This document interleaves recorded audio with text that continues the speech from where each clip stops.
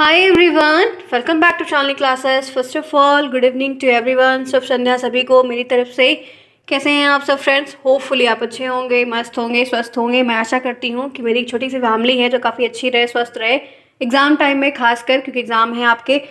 जब भी होंगे, जो भी होगा, अपडेट जैसे भी आएगी आपको मैं बताऊंगी, पता ही चलेगा। फिलहाल के लिए फ्रेंड्स यहाँ पर हम बात करते हैं आज की इस वीडियो में। आपने थंबनेल पे फिलहाल देख ही लिया है किस पे हम बात करने वाले हैं।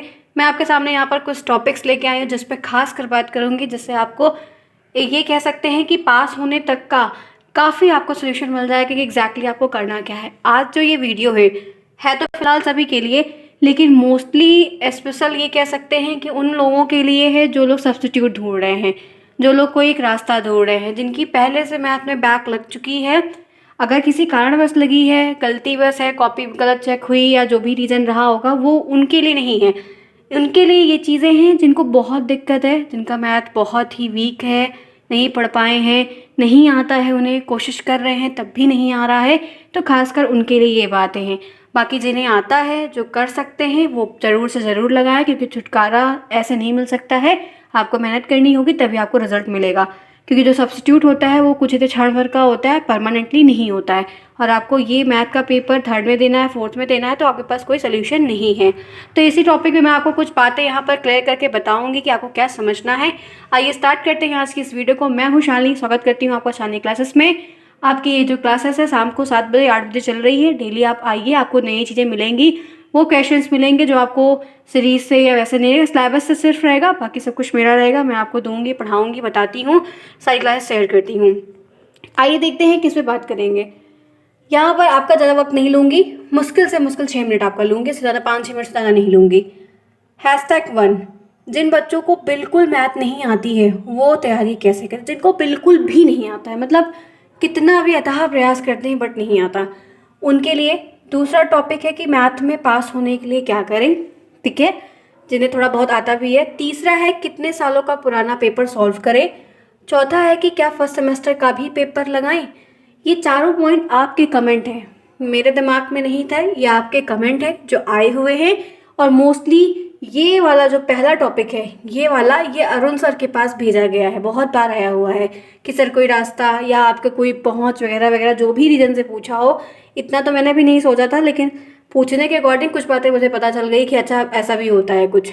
ठीक है, कोई बात नहीं, जो भी चीज़ें हैं उतनी ही बातें बताई जाएगी जितना आपके लिए काम का हो। देखिए, आइए बात करते हैं पहले पॉइंट पे। जिन बच्चों को बिल्कुल मैथ नहीं आती वो क्या करें। फ्रेंड्स, जिनको बिल्कुल नहीं आती सिर्फ उन्हीं के लिए है ये बात। आपको कुछ नहीं करना है, आपको जितने चैप्टर मैथ में पढ़ाए गए हैं, जितना आपके सिलेबस में दिया है, कम से कम उतना ये जो 12 नंबर ले आना है 18 में से। आपको इतनी मेहनत करनी होगी कि जो ऑब्जेक्टिव वाला है वो तो बिल्कुल गलत नहीं, क्योंकि आप जहाँ पर भी बैठेंगे आसपास आपके दोस्त यार रहेंगे। तो 5 नंबर इतनी मित्रता बना के रखिए कि 5 नंबर तो वो जो ऑब्जेक्टिव वाला है वो आपको बता दे। अगर बिल्कुल नहीं आ रहा है, सिर्फ ABCD बतानी है, तो कम से कम 5 तो आपको बता दें।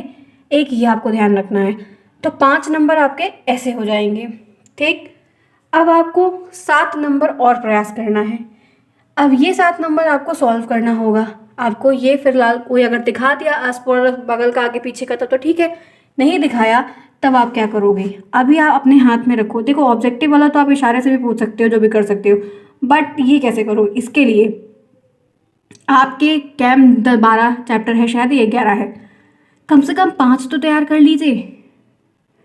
क्या आप 5 भी नहीं तैयार कर सकते हैं? क्या 5 भी नहीं, कम से कम LCM HCF से जो प्रश्न आते हैं वो तो लगा लीजिए। आपने बात नोटिस की है, LCM HCF के भी बहुत सारे प्रश्न आते हैं, कम से कम आप उनको तो लगा लीजिए। आप में जो 1 लाइनर प्रश्न है और लीनियर इक्वेशन के वाले हैं, जिसमें आपको LHS और RHS को प्रूफ करना है, वो तो कम से कम कर लीजिए, वो बहुत आसान है। फ्रेंड्स, जो सिंप्लीफिकेशन है, सरलीकरण जिसको कहते हैं, बॉडमास के रूल पे जो लगता है, वो तो बेसिक सा है, क्लास 5th के बच्चे को आता है, तो वो तो लगा लीजिए। कम से कम एक सिंप्लीफिकेशन पक्का आएगा, 100% है कि एक ज़रूर आएगा, तो 1 नंबर आपको वो मिल जाएगा। 1 नंबर आपको गुणात्मक प्रतिलोम का जो होता है वो आपको पूछ लेगा, तो 1 नंबर वो मिल गया। 2 नंबर ये हो गए, कन्फर्म है आएगा।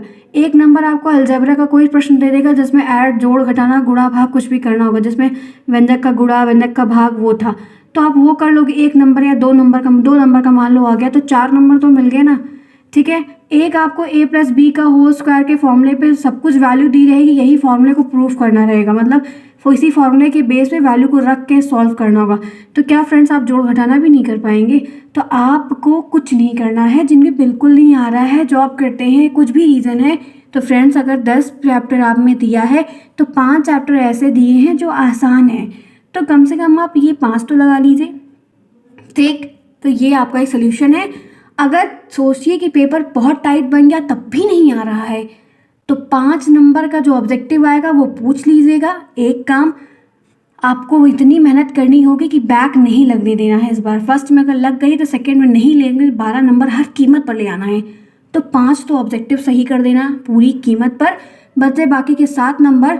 अगर कोई और आपको बिल्कुल भी आ ही नहीं रहा है, कोई हेल्प भी नहीं मिल रही है, तो कुछ भी कॉपी ब्लैंक मत छोड़ के आना, इस बात को ध्यान रखना। किसी भी पेपर में अगर कुछ नहीं आ रहा है और समय जा रहा है तो आप कुछ भी फिर लिखिएगा, कम से कम 1-2 नंबर 3 नंबर मान लीजिए, कैसे भी करके कुछ तो मिलेगा।